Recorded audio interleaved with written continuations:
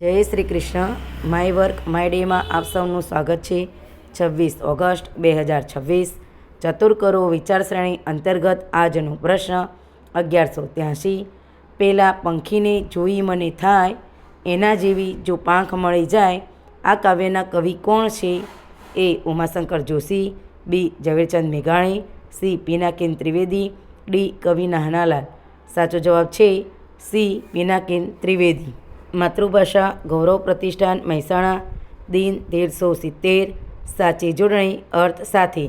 ખીલો એટલે ખૂંટો, મેઘ. ચાલો નવું માણીએ અંગ્રેજીને સંગ. ડે 1384. Phrasal verbs. મુહાવરા 43. Take to start liking. Take to ગમવા લાગવું.